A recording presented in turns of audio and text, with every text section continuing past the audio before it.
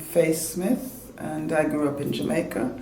I went to school in Jamaica, and then I came here when I was 18 to come and do nursing.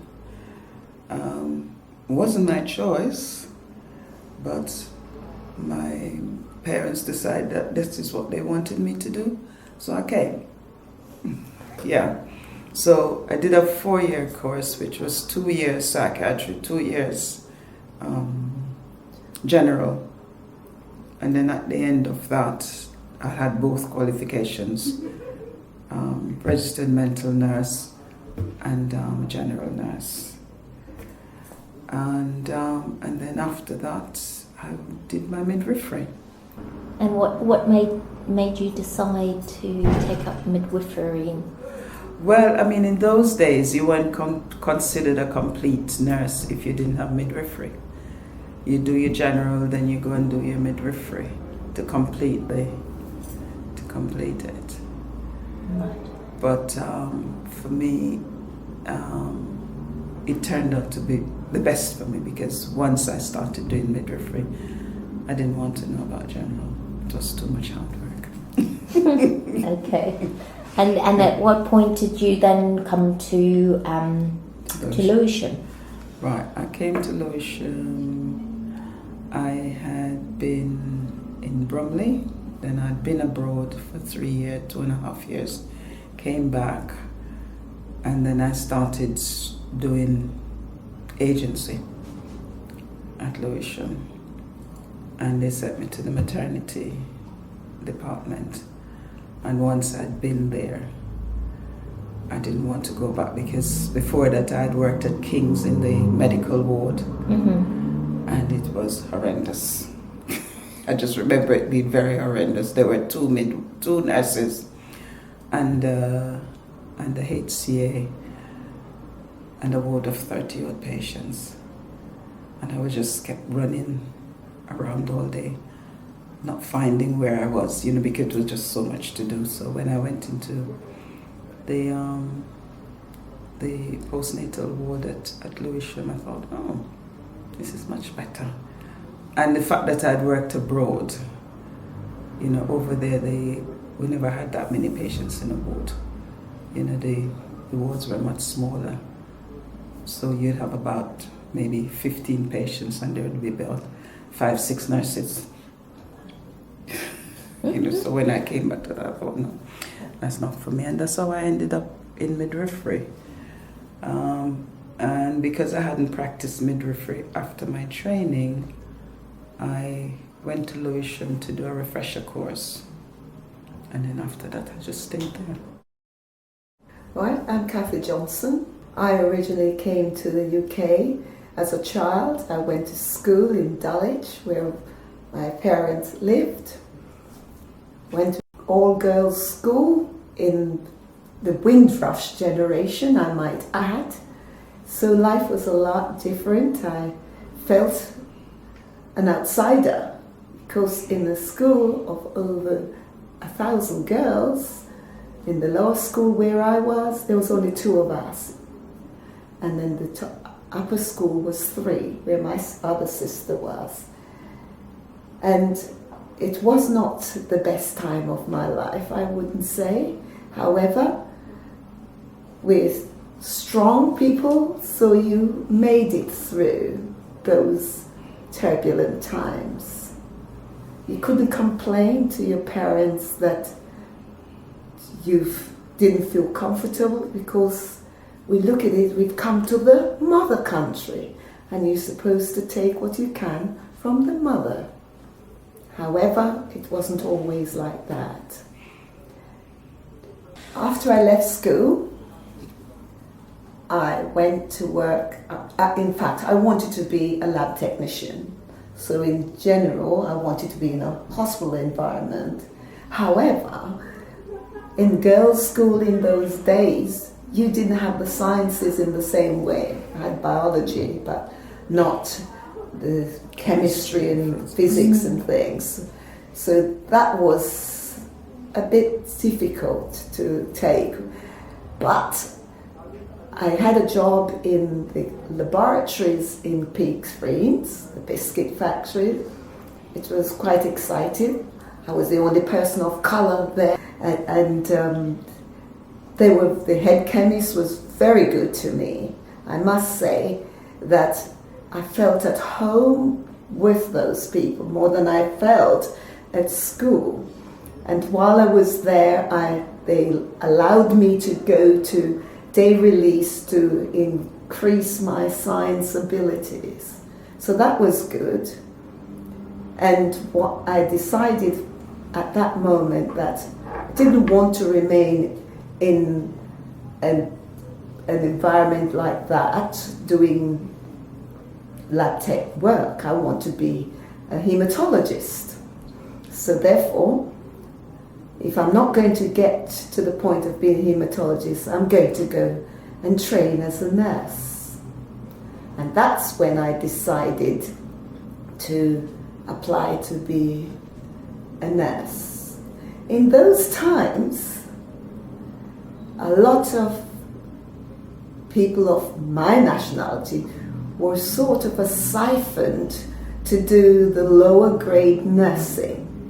But I took my test, and with flying colours, they couldn't tell you hadn't done well, so therefore I was able to do the registered nurses course. And we were a mix there because there's lots of foreign people who had come specifically to train, and it was quite a lively bunch of people. And when I completed my general training, I decided to do my midwifery training. Spent 6 months in surgery and then went on to midwifery. And having completed midwifery, at that time I decided I'd seen so many children who had birth injuries, which I never knew about before, and to see where they started and how they came. So I went to the Great Ormond Street Hospital and did children's nursing. After that I got married and was living in North London. And on the birth of my first child, of course I'm from South London, I had no family over there, so I moved back to South East in 1976. And at that juncture, I worked at the Sydenham Children's Hospital, which was part of Lewisham community. And then I thought, no, this is not like Great Ormond Street, so I'm going back to midwifery. So in 1977, I applied to be at Lewisham Midwifery Unit, got the job. And as 2011, then I continued to do a day for them until 2018, and worked in all sphere of the midwifery group and the community. So Lewisham I only knew since 1976, when I started to live in the area. Name's Catherine Ngozi Ezeigwe. I originally come from Nigeria, in the Igbo section, southeast Nigeria. And I came here to join my fiancé, then in 1973, May actually to be precise. And I arrived here. Within 3 months of my arrival, we had a wedding, church wedding. And and we lived in Fulham then, working. I was just working, but what I really wanted to do was to be a midwife all my life. Because where I was, when I was a child in Nigeria, where we lived, my uncle that I spent most of my life with was in government, and wherever the government premises are, there's always a maternity unit. And I just admired the midwives so much and the work they did and with babies that that's all I wanted to be. When I first came here, my husband so much wanted me to teach, actually. He wants me to go, and I could never see myself as a teacher, so I didn't go along with it. I even, just to please him, came to interviewing Goldsmith here and got admission and everything. And then in the end I said to him, that's how it's going to end. They kept the admission open for me for years, but I didn't. In the meanwhile, I was searching for somewhere to do my midwifery. Then you couldn't do midwifery without first being a nurse. So I had to go through nursing training, and then it's finding a hospital. I lived here in Deptford, but all the local hospitals that were doing training was so difficult to get nursing training. It was just, one big palaver. Until I got a place in Labrador Grove, St. Charles's Hospital, and did my general nursing training there. And towards the end of my training, I think St. Charles is amalgamated with St. Mary's in Paddington, and that's where I finished. And I still had the burning to get on with this business. Then you have to do your general nursing and then practice for a minimum of 6 months before you can go on and do midwifery. There was no integrated courses. During your nursing training, you had to do what they call specialist options, either psychiatry or children's nursing. But I chose midwifery, and I did it in St. Mary's. And while I was it was just what I so much wanted to do. I enjoyed it so much. But there was something I saw there that I did not like from the outset. And it made me even more determined to become a midwife. Because the midwives, for some people who are working in a place such as happy events that happen majority of the time, they were all so miserable. So I was so determined that I will be a midwife, and I will be a different midwife. So at the end of my training in St. Mary's, I had to work in St. Mary's Hospital. As I was working my 6 months, I was searching for where to do my midwifery.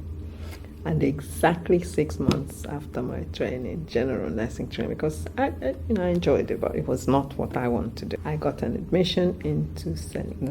Mary's Hospital in Isleworth to do my midwifery. And then some of the midwives that you interview will tell you there's a part 1 and 2, but no.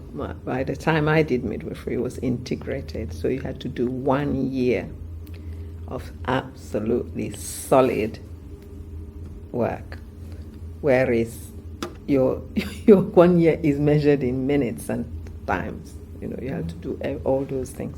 But it was enjoyable. It was quite energetic. In the meantime, during my general nursing training, I had 2 kids, which was quite something. And towards the end of my midwifery, I was expecting my 3rd child. And as soon as I finished my training, I went on leave and came back to the unit to work. I think you had to work back your maternity leave or something like those days. You can't just up and go. So I worked that time, and in the meantime, then I got a job simultaneously, both at Guy's and at Lewisham, to work in the maternity unit. So it was quite a thing to choose. They were both like equidistant from where I lived, and but in the end, I think the reason I chose Lewisham was I could do my shopping on my way home, because there was nothing like Surrey Quays and all those at the time. So I said, when I finish work, I can go to Lewisham and do my shopping before Lewisham, and I was very glad I did. I started my general training on the 31st of December, 1973, and left the service on the 4th of January, 2014. 2014, so just a year after the campaign. Yes, I know. That historic moment, yes. That's right. Yes. Yeah. Only 6 months of that period did I not work full time. When I joined Lewisham Hospital, it was quite different because the places I'd worked in previously was a greater mix of staff. But for me, when I went to Lewisham, it was predominantly people like myself, and I thought that would be even nicer. But it wasn't always nicer. But you learn to accommodate, having faced all the challenges throughout the years, from school days to even nurse training. You were seen in a different light. You never got all that you really should have, and as people together, we could test and see that we were not really given as much as we required. However, we were fighters, and we stood our grounds and we made our ways through the systems, even though they were stuck against us. So coming to Lewisham was an eye-opener to say, well, yes, there's a lot of people like me here. But it didn't sort of make me feel that it was all that I required. So, yes, but you learned to get on with everything and be the person you want to be. Because I started in Bexley, of course, most of the population down there were mainly white, but the nurses, there were quite a few. We had a lot of Africans, there were quite a few West Indians, and then, I mean, in my year, there were, I think, probably half and half. You know, we all got on very well. But when I came to Lewisham, because at Lewisham there were a lot of black people there, I thought, oh, this must be nice working in and, you know, with other, but it wasn't. Because some of them just thought, as Kathy said, you know, you're just coming here, you know, and they weren't always very nice to each other, which was what I found. One of those things that I thought that made them feel different, I believe, I didn't know it at the time, that in those days a lot of those midwives were just registered midwife, where a lot of us, like myself, I was a registered midwife, I had done pediatrics, and I've done general nursing. And in those days too, some people were what they call SENs, which is sort of in the present day way, they're just a helper, auxiliary nurses, people that help the nurses. So they thought that you look, because you have all this, you might be thinking you're better than them. But it wasn't that at all. You know, you were just there as a midwife and you did the job that you were called to do. But people did look down on you if you had more qualifications than themselves. And I think that was probably what it was, but you didn't know it at the time. It's only as time evolved and things were changing, people who needed to go and do their registered nursing or, you know, upgrade themselves, then you realize that that probably was one of their bugbears. Mm-hmm. There were some very strong characters who perhaps we would say own their territory. They've been there a long time, yes, so they probably saw themselves, this is our territory, you're now coming to upset the apple cart. And particularly if you had different views of how things should be. Quite different from where I worked before, and of course where I worked before I was a student, so the role is now different. You come in, you're a midwife, and hey ho, you're a midwife. Nobody, not like this hand-holding that is happening here. But mind you, Westmead trained you. When you came out, you were a midwife. You know, they really did train you in everything. So yeah, I came in and nobody knew how experienced or inexperienced you were. You just chuck at the deep end. And the systems were as they were. Nobody wanted to know whether you had children or not. You just do not mention children at work. That's how it was then. You just don't talk about kids. So we got on with the work. I'm quite a worker. And and that's it. I worked. First of all, I say to them, because I have a small child, I opted to do night duty, which was what I did until my kid was, my husband looked after her during the night, and that was it. It was dominantly black. We were like Caribbean, Asians, Chinese, and who else now? I think that was the mix. Yeah, of course, people had their cliques, and but on the whole, it was fun. It was really fun. I can't say I went off duty any day crying. I didn't have the time or the energy for it. We just came, did the work, and went home. And then outside of work, if you were sort of had a child, we all got on so well. She would come from her house in Sidcup to Deptford to take my child for me so I can go and do whatever. Things, because it's not like today where you have to be, mentored and all this and given orientation. There was no such thing those days. It's just these are what became new, very, very new later on. Not to talk that I was somebody who's just qualified, basically, You're into a room and then you're giving students as well and you say to but I think at that point as well, you're sort of firing with all the things you learned still quite fresh in your head. You're just doing them. Yeah. There's one woman that is blacker than me. She came from the Congo or something. And I went to her, she said, oh no, I will not touch her. She can't come all the way from there to here to be looked after by a black person. And nothing you do is right. Mm-hmm. And you don't understand that it's not what you're doing. It's that same lady that didn't want me. Mm. I said, okay, and I went. And yet, when it was another day, when she was actually in labor at night, and I was on call, as a supervisor on call, and the midwife that was with her was in trouble, and guess who she called? And when I said I said to her, I'm sorry I had to come because it's an emergency, but remember? She said, oh, don't care, please help me. So I said, are you sure? Because I don't want to, and she was travelers that used to, they've cleared them from there and built all these things in Lewisham. That used to be them.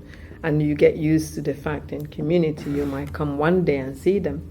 That's, again, what you have to teach the people that you're teaching. That when these people turn up at clinics, if you catch them, you do as much as everything you can for them at that point, because you might not see them again. And then you make sure that they're all up to date. There's even people that will say they don't want this or they don't want the other. Some people, even when the scans became prevalent, they said they don't want them. Those are kind of things. People realize that, yes, those carers, at least somebody else needed to be with me, to learn support as you're carrying the family. And then afterwards, somebody might need to say to you, how do you feel or whatever. It didn't happen. You just went even to the next one if the shift continued. I've traveled, to different parts of the world, and where was it we were the last time? And one woman came to me and said, you are Kathy, aren't you? I said, yeah. She said she got her phone, got this picture and said where I was weighing her baby. Oh, that's so sweet. Things like that. And she, even when I retired, I was doing like one day in an antenatal clinic, and one of the women came into the antenatal clinic and was asking them, would you know if Kathy still works here and what have you? And she's saying that to the reception. Of course, the receptions, they don't know me that well. And they were saying, oh, no, we don't have. And as they were saying that, I ran out of the room. It was just one big spectacular in the reception area, the waiting area. I just ran out of the room to pick something from the reception. Ah, there she is! She said she screamed out and she came and from her.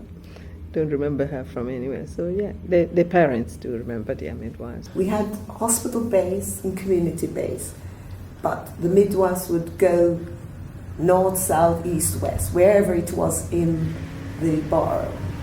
You wouldn't be just allocated to surgeries, say in Forest Hill, surgeries on the borders with Greenwich. You could be going from one to the other. But then it was more channeled to the people who goes to those surgeries, were people that were evolving all the time. You would see them most of the time, maybe not all the time, because we have life events, we got holidays, and you have to share across borders. So, but for most of the time, you would see the same midwives. And that's what really mattered. And as Fay has said, we recognize that it's not so much seeing the same face all the time, but seeing people that really cared and really would sort of make you feel special. Because once we started this, we sort of, each midwife was based at a certain surgery. Yeah. So all the women who came to that surgery would see her. Yeah. Except of course when she's on holidays. So therefore they built up some trust. I suppose we've always seen people come and go, you know, and if you're in a shift with these people, you get to know them. And then as I branched out into community work, I think you were already in community. No, yes. I went to community in 87. Yes, so yes, that was after that, okay. Before me. So therefore, the community group, they were more together. You know, they supported one another in a much wider way than those that when you were working in the hospital, and you felt more belonging there. The hospital side of things could have been a little bit segregated, you know, then there are little cliques and so forth, and it wasn't quite always the same as it was in the community, I might add. And of course it meant that people tend to want to work with those people more, because you knew while you were on duty with them, you would feel it's worthwhile being here. The reason why I went to community was one of the persons selected to do this regional health authority project, which was to look at childbirth and how they could make it more inclusive for the parents. And we had teams, you had caseloads that you had to look after, and it was very demanding. We know at the end of the research, the researcher in a write-up said the people enjoyed it, however, it was not sustainable because we would be burnt out. When we first started in the community, you know, we had, there were about 18 of us, wasn't it? About 18 of us when I first started. And then you lot came in and added to it. Yeah. And then we would meet first thing in the morning in the office to sort out the work. And if your team is a bit light, then I would help, or vice versa, you know, things like that. But of course that as well. I think one of the things that has evolved over time is that they've now separated out certain groups into a team of people that will take care of them, like teenagers. Teenage pregnancy, we know that they said was perhaps still on the up and up. So they had a specific midwives who were going to look after them. They weren't amongst all the other mix. Likewise, those with mental health issues, they also were creamed off to a certain proportion of people who could sort of give them that closer one-to-one for the process of their whole pregnancy. And of course there were those who had complex pregnancy but wanted to have normality, because they have to go and see the obstetrician, but they wanted to feel normal. And so there were a group of midwives, again, who were able to come alongside those so they could help them to enjoy, even though they're not totally normal or going to be normal, but they know they had a midwife and not just an obstetrician. So yes, those were positive things. How well it all works is the bit that you don't hear about, because midwives have life events. They have families. They have to take holidays, etc., etc. And therefore, when those times come, if they're not seeing those people, it could put spanner in the works for them. Howbeit, the person they're going to see will be able to give them as good care as anyone else, without the extra little niceties that the teammate have done for them previously. Because they're not focusing on those, they're focusing on giving them a quality of care that is going to make them and their baby have the best outcome. Well, for me, I've always had good neighbours. You know, we got on very well.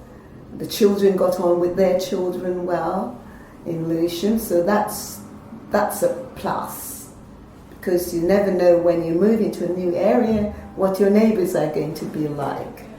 So for me, I have no problems with Lewisham.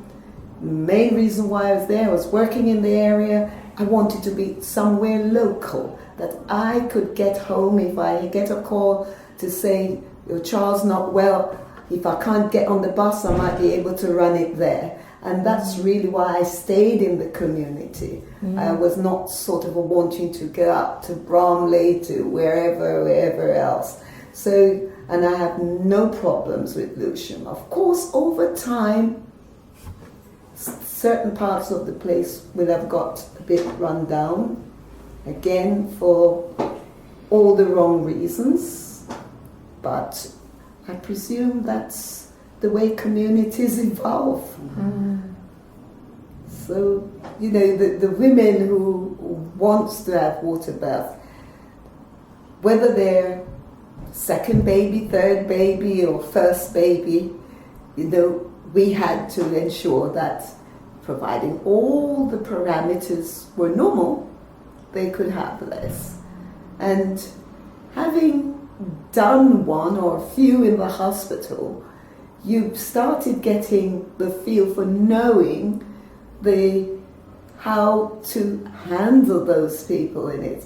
That the fact that they don't go into the pool too early, you know, if they go in at a certain point, you know that this make them feel so relaxed. It does speed up labour.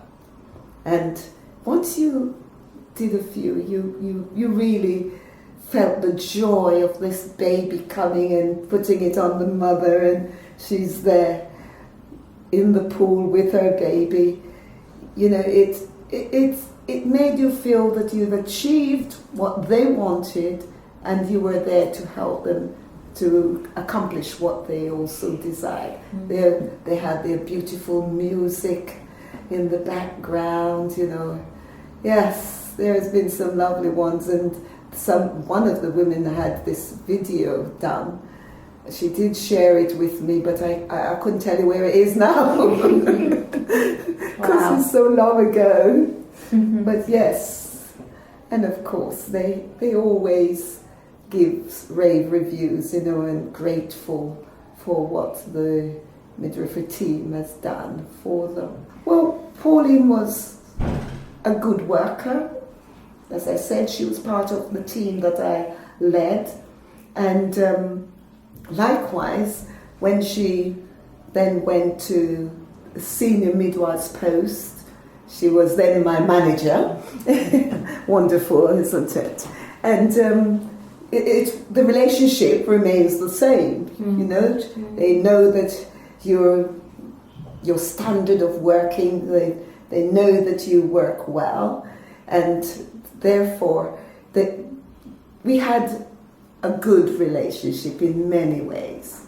You know, there was times that we would visit her home and things like that in the early days, but we never felt that you've lost that person. because there was still that person who, regardless of where they've been, whether it's in the community post where she is now or whatever.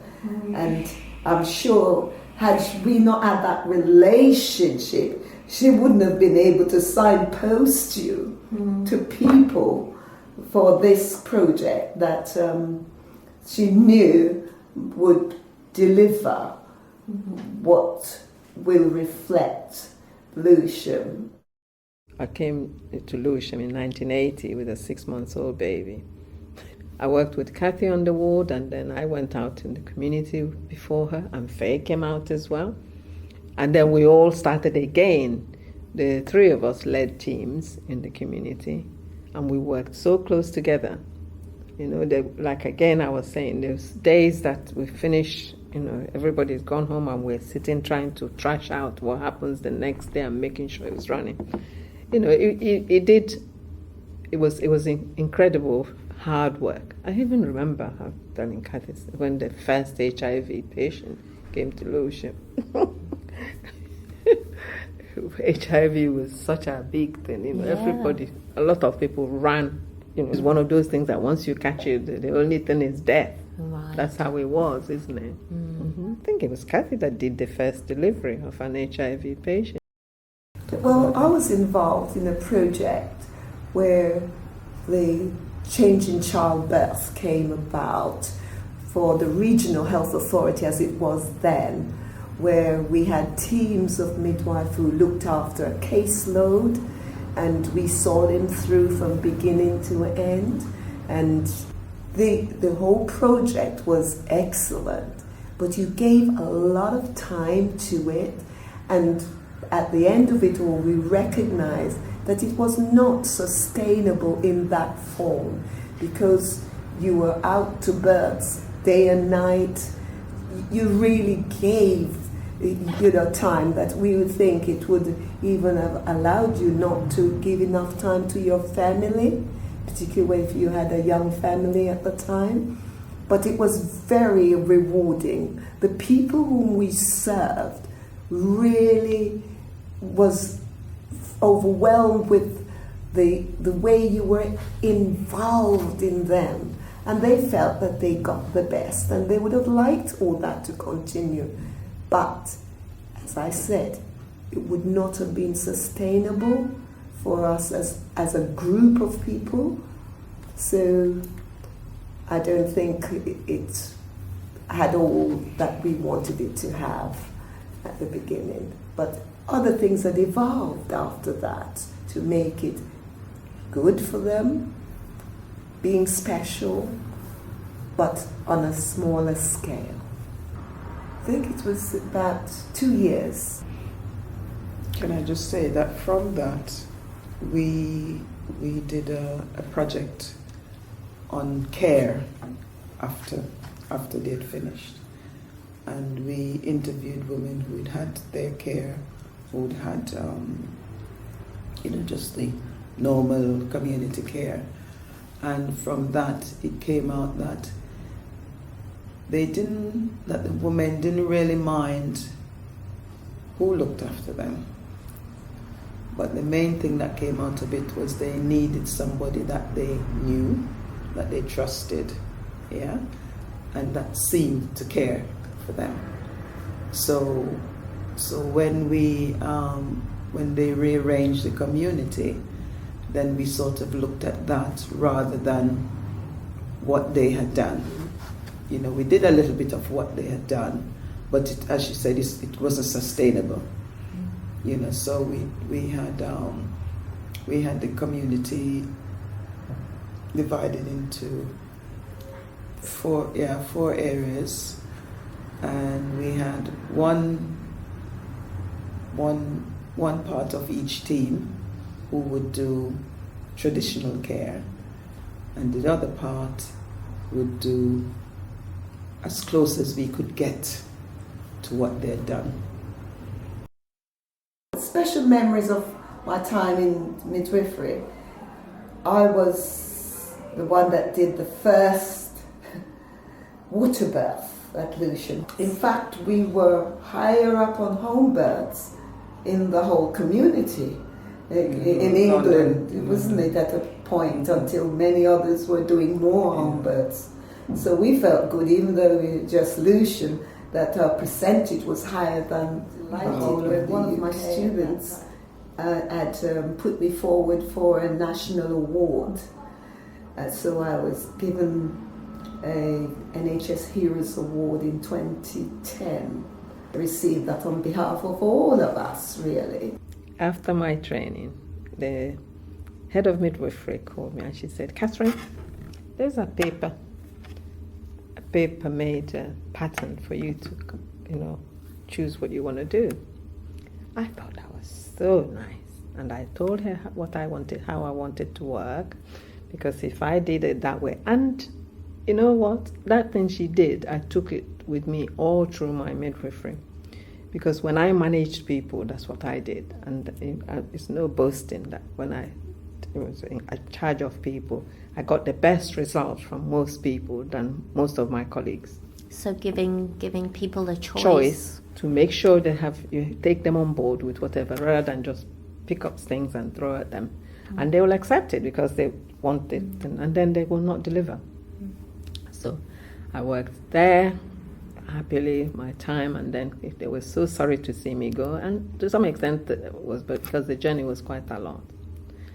And I stayed in Lewisham. The management did their best, but that's this kind of care that existed almost towards the end when I was finishing my career was not there. No, there was nothing to care for staff per se. You just came and you worked. So what that did is that the workforce, we kind of gelled together and supported each other. And we made lifelong friends, as you can see. Some of those people you're interviewing are part of that thing. One of our the superintendent then passed away, and we all went to her memorial. It was such a reunion, every one of us. If I like child care arrangements and all that, and we just supported each other because nobody else did. So outside the service, you became a family? Within the service and outside of it. Okay. To some extent, the workforce were scared of us. Wow. Yeah. But we were not militant or anything like that. We would work and the work would show. For me, Lewisham is fine. I'd support anything that is happening in Lewisham. I go to their local meetings when I can. And of course, when Lewisham Hospital had their trials with the health secretary, I made sure that I was on those marches to ensure that a place that has so much promise, good bus connections, everything. Well. Why do we want to close it for something that's in a corner somewhere where people can't even find which bus to go there? So yes, I made sure that I identified myself on those as well. Well, to me, it was just that maybe people didn't think so many people would have come out to say, look, we need our hospital, we need our services to be with us, not take it somewhere else where we can't even get there by our local buses. So that might have surprised people a lot, that people were so committed to ensure that this does not happen. Lewisham is very central. It's on the high street. It couldn't be any more central than that. No, he's now the Chancellor. Chancellor, isn't he? But he's learned his lessons. Yeah, I mean the thing that sticks out to me most of all is the fact that he said that he doesn't know what the problem is because it's just 5 minutes from Lewisham to Queen Elizabeth. Really? I don't know where how did he measure that? Because it takes at least half an hour or more, whichever direction you're coming from, to get to Queen Elizabeth. There's not that many buses from Lewisham to Queen Elizabeth. There's all the buses going up and down past the hospital. There's the trains, So I don't know how we managed to work that out. Was there at the protest, wherever they called them to be there, because numbers is power, and we want to be there to ensure that they know we are standing together with those who were able to be at the forefront to say this must not happen to the services that we have in this area. And even when structures had changed, the other hospital appeared to think that they were better than us, when in fact we were never in debt, but they were shaking. So that was quite a moment, I would say. And also in those early times when you were having HIV positive patients, when many people didn't want to take care of them, I was roped in to go and look after the person without knowing what I was going into. But that was a person that needed care, and I would give care no matter what. So yes, those were daunting times, but nevertheless, I gave the service that I would have given to any other individual. And of course, in the community, we've done lots of memorable water births. So that was great. Where do these women that we had like 4,000 births a year?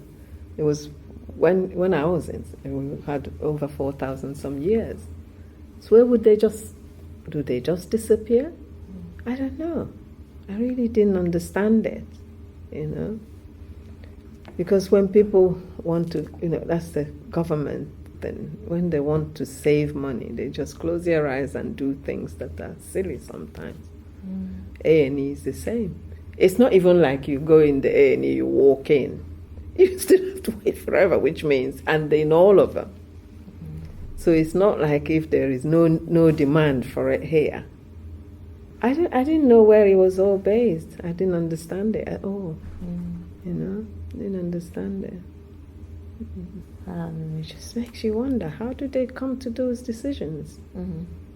Where's the evidence to show it? Because they always say everything has to be evidence-based. Okay, where do you want to disperse that? How do they get to these places?